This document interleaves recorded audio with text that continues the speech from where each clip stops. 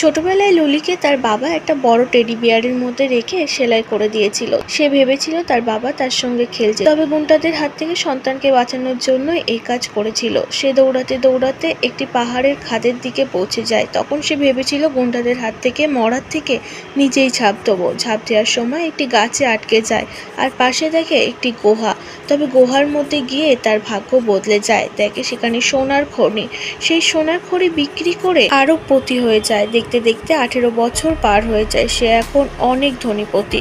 তার 800টি ব্রাঞ্চ রয়েছে। তবে সে মেয়েকে খোঁজার জন্য সর্বদা মরিয়া হয়ে ওঠে। বড় প্রজেক্টের জন্য আন্ডার কনস্ট্রাকশনের সামনে যায়। সেখানেই দেখে একটি মেয়ে তার ছোটবেলার মেয়ের অভ্যেসের মতো কাজ করছে। তারপর থেকে সে সর্বদা তাকে ফলো করতে শুরু করে। একদিন দেখে জেসিবি দিয়ে তাকে কেটে দেওয়ার জন্য সেখানে দাঁড় করানো হয়। সে সঙ্গে সঙ্গে তাকে বাঁচায় আর তাকে জিজ্ঞাসা করে, আজ কি তোমার বিয়ে?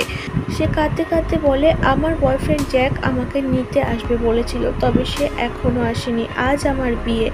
ইতিমধ্যেই তার বাবা তার সঙ্গে ডিএনএ টেস্ট করায়, যাতে প্রমাণ মেলে সেটা তার সত্যি আসল মেয়ে। তার বাবা লুসিকে বলে, চলো আমি তোমাকে ছেড়ে দিয়ে আসি। সে তার গাড়ি করে জ্যাকের বাড়ি পর্যন্ত লুসিকে ছেড়ে দিয়ে আসে। তবে লুসি জানতো না তার সঙ্গে আরো বাজে কিছু অপেক্ষা করছে। লুসি যখন গিয়ে দেখে তখন সে অবাক হয়ে যায়। তার বদলে সেই জ্যাক তাকে ধোঁকা দিয়ে আরেকটি মেয়ের সঙ্গে আংটি বদল করছে এবং তাকেই সে বিয়ে করবে।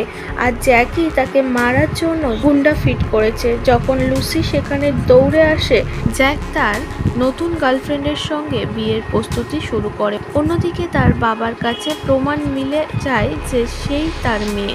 শহরের সবথেকে ধনী ব্যক্তি যে তার মেয়ে। লুসি জ্যাককে বলে, তুমি আমার সাথে কেন এমনটা করলে? তখন তার নতুন বউ বলে, হ্যাঁ এটাই তোমার দরকার ছিল। তুমি জানো তোমার অকাত কি? তুমি একজন গরিব। লুসিকে শুধু জ্যাক না, তার পরিবারের সকলে অপমান করে, চাকর এবং ছোট লোক বলে তাকে সেখান থেকে তাড়িয়ে দেয়।